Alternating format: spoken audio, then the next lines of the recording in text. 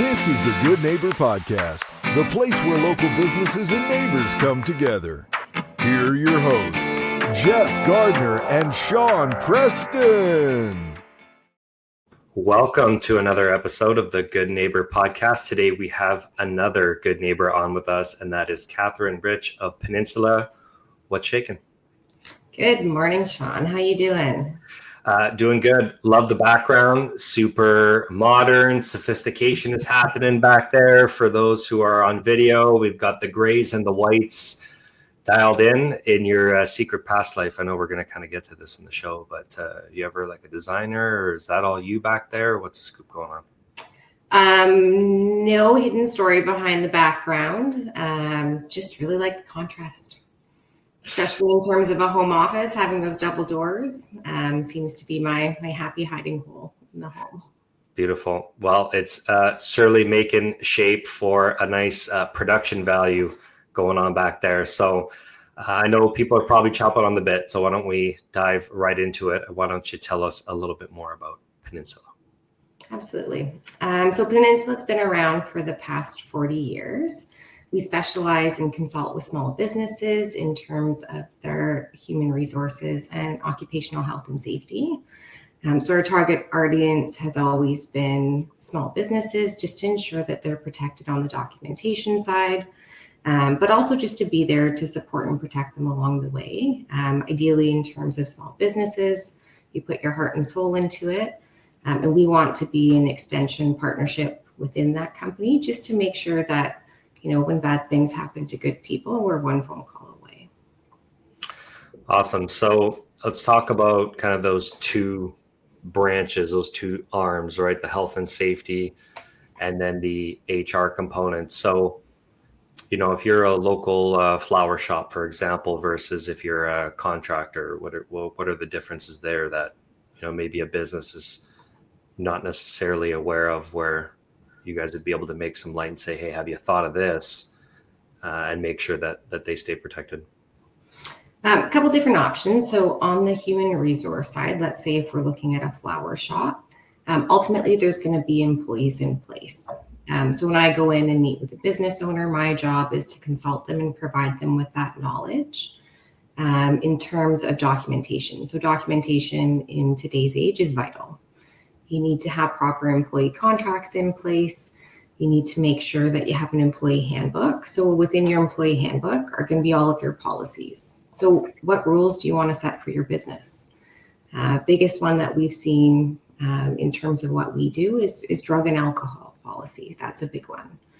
It's important for businesses to know that you need to have it in writing. Your employees need to sign off on it, just to make sure that you set the rules in advance. You don't want to open yourself up to liability in the event of a wrongful dismissal down the road, whether that be through the Ministry of Labor or perhaps through the courts as well. So my job is to go in, provide that knowledge, just make sure you have all the key pieces in place. And then on the health and safety side, let's say you're working with subcontractors. Your business is still potentially open to that liability because you need to have those policies and manuals in place in the event of an accident or injury. And what's going to be your response to that? Because ultimately, when you hire subcontractors, they're representing your business, and they could potentially be going into your job sites, your customers' homes. Same thing, just setting those rules in advance so that anyone you hire as an employee or subcontractor is aware of what your expectations are. Goal being just to protect your business. Because like I said, when I go in and meet with small business owners, they talk about two things: their families, their kids, and their business. Those are their two loves in life. So yeah, 100%. I mean, knowledge is power, right? At the end of the day, you don't know what you don't know. Is there a difference between, we're talking about like the workplace safety, right? There's WSIB that's out there that I'm aware of and know what that's all about. So is this something that you guys go above and beyond, or those two different things? There are differences there? There is. So WSIB is the insurance portion. So in the event employee or worker is injured, they would go through WSIB and claim the insurance. We can go in and teach. There's a WSIB excellence program. So that's something where if a business is willing to go and demonstrate to WSIB that they've gone above and beyond in terms of their health and safety measures and their training, they can actually get reduced premiums on their WSIB. So this is something that we go in just as a knowledge piece, right? And I know you said education and knowledge sort of go hand in hand. But there's that. But then also on the health and safety side, you want to demonstrate that you have a manual in place, that you have those policies, which is above and beyond WSIB. Just in the event of an injury, or if you have to investigate anything. And if that ever happened for a business, what's that kind of process like? If I'm the business owner, am I seeing you? Am I talking to somebody else? What's kind of like that process like? Am I getting my hand held? How does that work? Absolutely. So we have 24/7 advice. So we have our health and safety experts available a phone call away, day or night, just because you never know when something's going to happen. It could be a quick question. It could be an injury. In the event it's an injury, then we'll walk the business owner step by step in terms of what documentation needs to be done. We're very unique within the market that we will help with all the documentation just to make sure that it's done properly. Biggest thing is compliance. The Health and Safety Act is changing. Same thing with Employment Standards Act. Unless you read case law every day and you keep up in terms of how it's applicable, and same thing, it might not be your niche or your specialty, but that's what we specialized in for the past 40 years. Yeah, it's just keeping up to date. We also have employment lawyers on staff as well, just to make sure that we're always keeping our businesses compliant. So we met at a networking event out there. Why don't we share with everybody what your roles and responsibilities are when it comes to our local community? In terms of roles and responsibilities, my role and my job is to go out and meet local business owners in terms of networking events and just getting our face and our brand out there. There's lots of other competitors that do similar roles. My job is to perhaps provide, our unique differences. A lot of competitors provide you with templates. Imagine you as a very busy business owner who has 20 different hats to wear, and now I give you a template and say, please go do some more work. We're inherently different. You call us, give us the information, we'll do the documentation side of things. We'll provide you and do all the back end work just to make your life significantly easier. Ultimate goal just being to provide you with more time. Okay, I'm just noting the time. Can you, we're going to clip this little part out.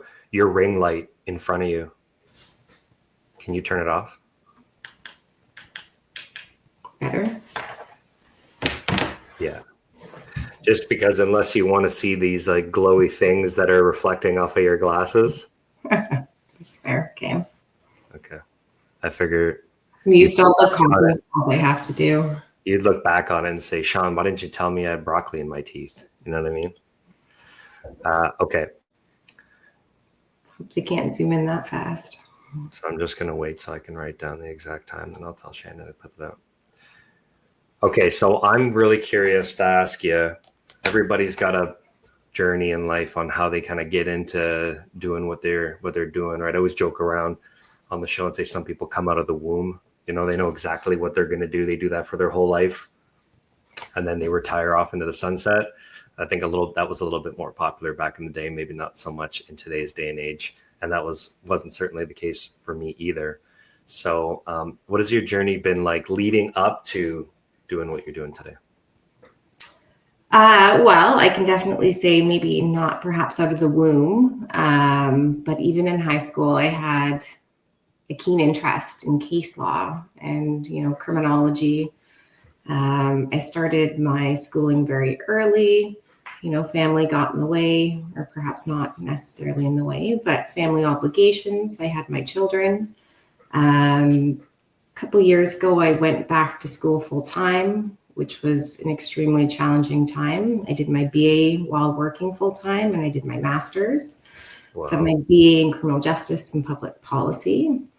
And then I did my master's in political science, and I focused on human rights. So specifically accommodations, a lot of it was case law based, and just in terms of how it's applicable in today's world. So I focused on the Education Act and what accommodations were being provided to children, the human rights side of things is sort of right up an alley in terms of accommodations that employers have to provide to their employees as well. So it's always been something that's inherently interested me, because what's written on paper may not be what's applied in real life. So some parts of it, you have to sort of do the analysis. But in terms of my role now, I love what I do. I get to talk to business owners every day. I know the legislation, I know the policy side of things. Arguably slightly a nerd in that sense. But I'm perfectly okay with it, because I'm within my comfort zone. I'm within a role that I support and I love, and I've had a successful career in sales. So I found a really good fit in terms of just being able to support those business owners while using my extensive knowledge within the area. And so where's that passion come from? Like, what fills your cup? Why do you get out there and do what you do every day? The love of it. It was because I love small business owners. Each appointment that I go to, each business owner that I meet is inherently different. My mom was a small business owner growing up, so she was the first person up in the morning and she was the last person to go to bed at night. I saw her successfully grow her business from the ground up. It started quite literally at our kitchen table. She had a home office near the end. She sold her business successfully, mid-50s. She was able to retire. But I grew up in warehouses helping her pack calendars at a young age. And, just seeing that hard work, that drive, it kind of lit a fire under both me and all my siblings to want to succeed in life. If you work hard, good things will happen. Failures are normal. I've always said to all my kids, it's not bad things happen to good people. It's the response that matters. It means the world. 100%. What business did your mom have? A calendar business. So it was called Motherword Calendars. It's a fridge calendar that I still see to date in a lot of people's houses that I go into. And I always joke, I helped pack those, 20 plus years ago. But yeah, no, it's really inspiring to see the calendars still to date. They're in Costco, they're in Walmart's. She got into the US market as well. So very cool. I do want to touch back on what you said about like loving just dealing with local, like small and medium business here, especially in our local market. Because I've done a bunch of I've got an extensive background in selling all kinds of different stuff. And I think we're kind of cut from the same cloth and being people persons, and getting out there, having conversations with people. I think that's what kind of fills our cup. But we really enjoy being a little bit more on that kind of extroverted side of things. And I will totally agree with you. I mean, all the people that are in like the Simcoe County market, as we deal with businesses every day, and they're just such a delight to deal with. They're just normal people, real people. You can have a real conversation with them versus, some other jobs out there, the corporate ladder down in the GTA. It's just different. We have kind of this special little culture up here. And if you're listening to this and you're from down in Toronto, you've maybe recently moved up, you know exactly what I'm talking about, because I've heard it multiple times from people that said, yeah, I've been up here for 3 years now. We moved in the pandemic, this and that. And like, yeah, I always ask them, like, well, what do you think? What do you think of up here? It's like, oh my God, it's just so much quieter. The people are so nice. And it's the same thing every single time. So I totally understand why you're saying what you're saying. Are there any myths, any misconceptions out there that you maybe want to clear the air for people listening to the show? I think in terms of the industry myths, I would suggest that some business owners think it's like health and safety is optional. Given legislation, it's something that's mandatory. So when I go in and do those meetings and introductions, I come from a place of compassion and love in terms of just explaining that this is something, it's not necessarily a want, you need to have it in place. So that would be one of the industry myths that I've run into, just in terms of my experience. Yeah, a lot of business owners, they're all good at what they do. And because we hear it a lot on the show, getting a chance to ask people about their past and how did they get in, what are they passionate about, all this stuff that I was asking you. And there's a lot of the same kind of wavelength, if that's an appropriate term, a lot of the same storylines of, hey, I had a bad experience with this and wanted to make it better, or I noticed that this doesn't really exist around here with their product or service. So there's a niche here. We decided to offer it. And oftentimes they go, dive head in and they do it. They do their one thing really, really well, but maybe not so much at realizing like, oh yeah, there's all of these other things now that I have to kind of be aware of.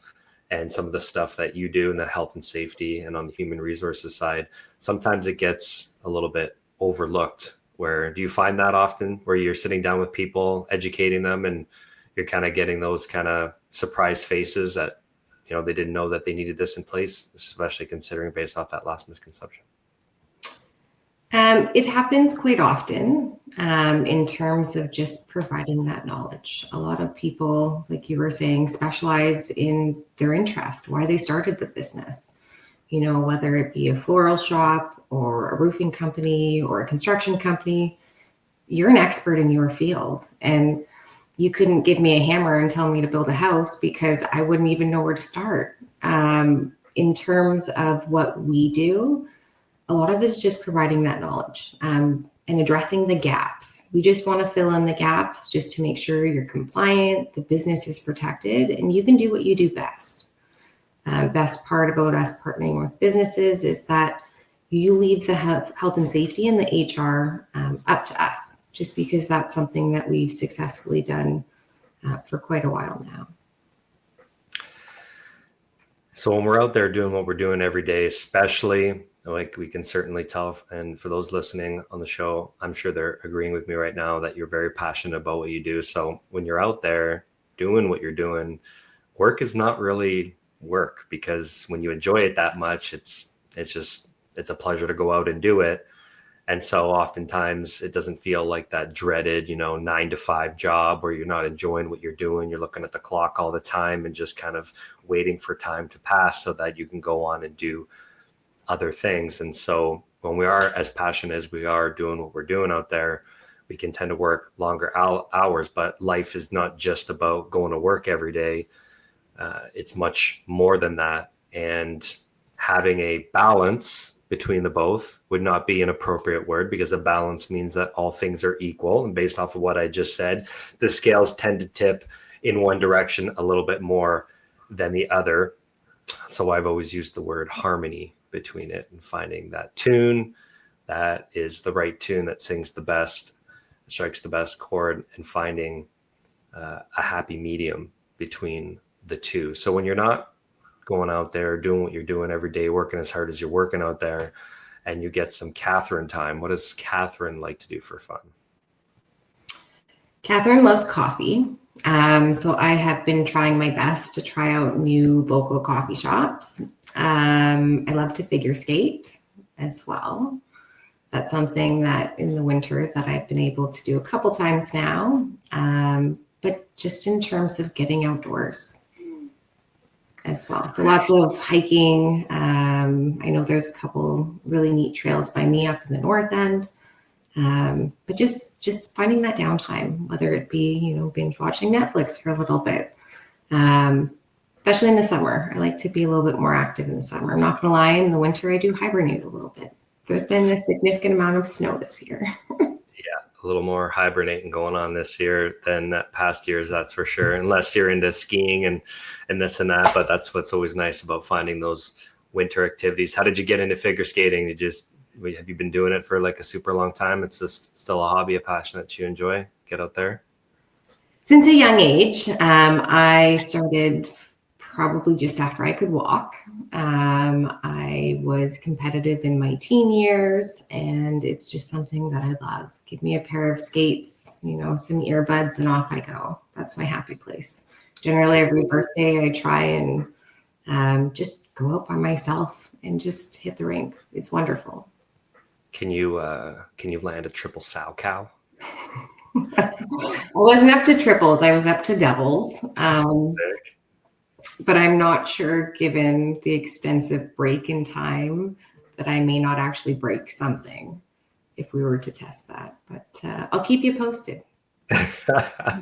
I'm a pretty romantic person. I always liked watching figure skating with the art of the dance and how the couples would do their dance on the ice. I always found that to be pretty fascinating. You mentioned you had kids. How many? 1, 2? 4 children. How? So you have 4 kids. What's the age range there? A little bit of disparity. So 17, 15, 4, and 3. Wow, good for you. So they keep you busy or what? I would hope so. Yes. No, they're all they all have different interests. I have a daughter going to university next year who's going to follow in my footsteps and go to Guelph. Nice. I'm super proud of her. And the kids definitely keep me busy. I think anyone that has children can attest, even 1 or 2. But somehow I thrive in chaos. I love being busy. And they're all so different, which is magical. I love them all. Beauty, yeah. Julie's got Chanel. She's 18. So I've had an opportunity to learn what it's like to be a dad to an 18-year-old. So got my little first taste of it. We certainly want to have kids of our own, hopefully coming up here in the near future. So we'll see how that goes. But I got a little glimpse into that. Super fortunate. She's an awesome girl. And I love being around her. So learning how to be a dad, want to be a dad. So all of that stuff lines up. And you got 4 of them, which is come test them out. You can test out the different ages. I'll come over and give you a hand. Dive in head first into the fire, eh? There's no better way to learn. So we walk our path of life, right? This path of life. Life's not easy. It's got ups and downs. It's twists and turns. Life will throw things at us. If life is definitely not easy by any stretch. And every so often, something comes up. There'll be a hurdle in our way. There'll be an obstacle, a life challenge. Sometimes there's hardships that come our way. Some people experience those more than others, but I've always been fascinated with human beings. I say this a lot on the show, with our ability to be able to overcome a lot of these, that adage, fail forward, learn. That's how we learn. We learn from mistakes, but sometimes stuff that's out of our control. How about how we pull silver linings from things? Mindset's a big thing with this. You've seen the glass half full. What did I learn? Even though that was a phase of suck, that part, but overcoming challenges and learning from them, growing, evolving, stuff like that. So I wanted to ask you, have you ever experienced a hardship, a life challenge that maybe you overcame, maybe made you better, maybe made you stronger, maybe you pulled some silver linings from it? Oh, yes. Yes, I think within my journey, I've had multiple ones. In terms of what I suggest would be the most difficult one, was going back to university with kids. I was a single mom, 2 kids that had multiple sports, tutoring, gymnastics, music classes, and I worked full time. Arguably for 4 years, I did not sleep. Some days were more challenging than others. I'd look at my Tetris color coordinated schedule and say, can I do this? I had multiple points in time where it was, can I live off of 2 to 3 hours of sleep a night?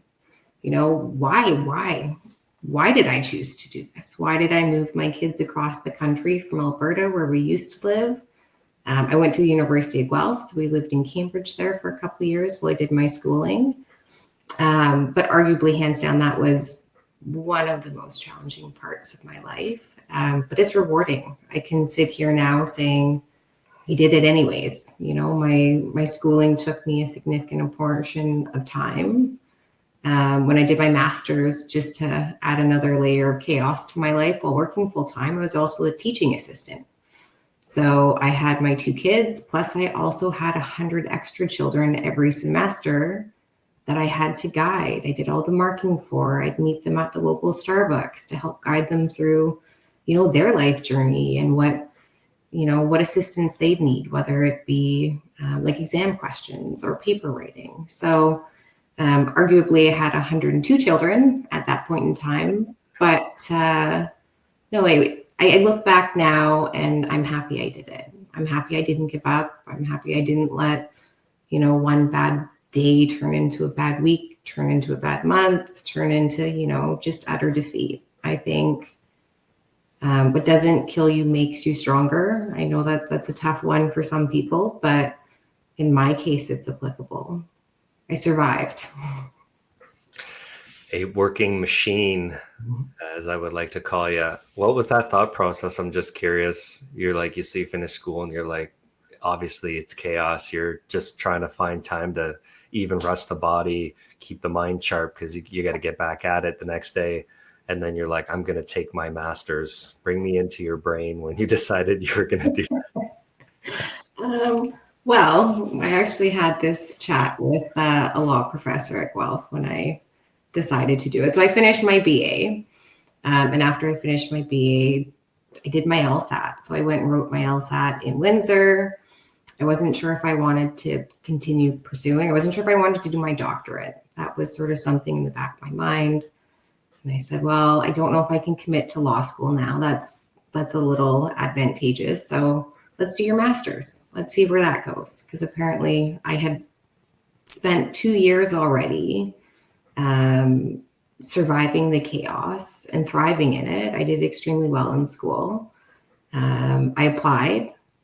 I wanted to do research specifically for accommodations on the human rights side of things. And then I got into my master's. So once I got in, it was, well, here's what the next 2 years of my life's journey are going to look like, because why not? I know I had a lot of people question, why? And my answer to them was, why not? Why wouldn't I do it? I have the opportunity. I have the knowledge. I have the skill set. I know I can do it because I did the last 2 years to finish my BA.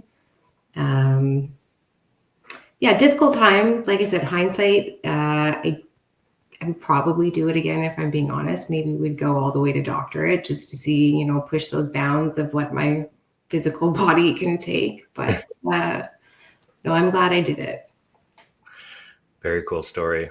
Thanks for opening up and sharing to everybody. I think for especially the women that are listening to the show, they're in a place where things are in doubt or in question. It's your story is a really good example, a shining example of perseverance and really kind of putting your mind to something and just making it happen.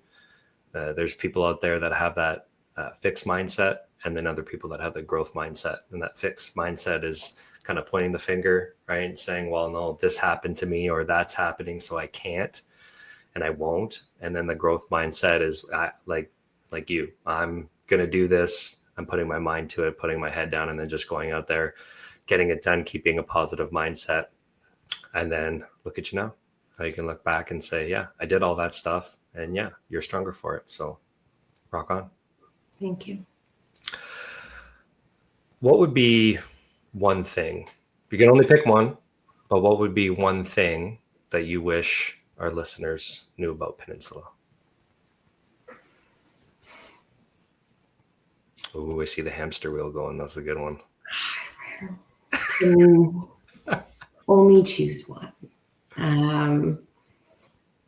If I had to choose one, it would be that we want to support your business. I know that seems very, very short to the point. We want to be able to support and protect the business. You had horror stories out there that you guys seen in the past? Somebody decided to either not elect to take or didn't know, and something bad happened. And is that some of the, maybe a little bit of motivation as well too behind your statement? Because, like we were talking about, like if you don't know, you don't know what you don't know, right? Mm-hmm. Each and every single day when I meet with business owners, I hear horror stories in terms of, perhaps a disgruntled employee that they let go. And that employee through the Ministry of Labor has 2 years to come back with a labor claim or a lawsuit. We've seen businesses that have had to shut their doors because of lawsuits. We've seen businesses that have had horrible workplace injuries that have caused death or severe, impairments based on that, just for not having the proper documentation or knowledge in place. That's why I always, when I meet with business owners, I approach it from a place of compassion and empathy. I'm not here to judge what you do or don't have in place. I'm here to listen. I'm here to help guide you along the way of, let's fill in those gaps. Maybe you have some health and safety gaps. Maybe you don't have any documentation or rules in place. That's okay. Let's start scratch from today. I wouldn't suggest, I'm going to hold a business owner's hand along the entire way, because ultimately it's not just their journey. We want to be there to support and protect. And, their journey now becomes our journey, because we want to be that safety net just to catch you if and when something does happen. I'm sure there's definitely going to be somebody, few people, multiple people that would be interested in wanting to learn a little bit more about you guys, especially if they haven't had these conversations, maybe learning something new. And so for those who are, what would be one of the best ways that they can go ahead and reach you? I'm on LinkedIn. That's generally a pretty easy way to get a hold of me. And I'm also doing my best to get out more into the community in terms of networking events. So my hope over the next couple months, especially as I come out of hibernation from the snow, is to make my presence a little bit more known, just in terms of meeting those community faces. Rock on. So Katherine, Ritch on LinkedIn. Awesome. Getting an opportunity to meet you the other day at the Chamber networking event. I saw you signed up for the community spotlight for tonight. So looking forward to seeing you a little bit later today, and all the best of luck out there. Fabulous. Well, I sincerely appreciate you taking the time to speak with me and to dive into the very interesting world of HR and health and safety. Rock on. Catch you on the other side. Thank you. Thank you for listening to the Good Neighbor Podcast. To nominate your favorite local businesses to be featured on the show, go to gnpwithjeffandsean.com. That's gnpwithjeffandsean.com, or call 705-413-3775.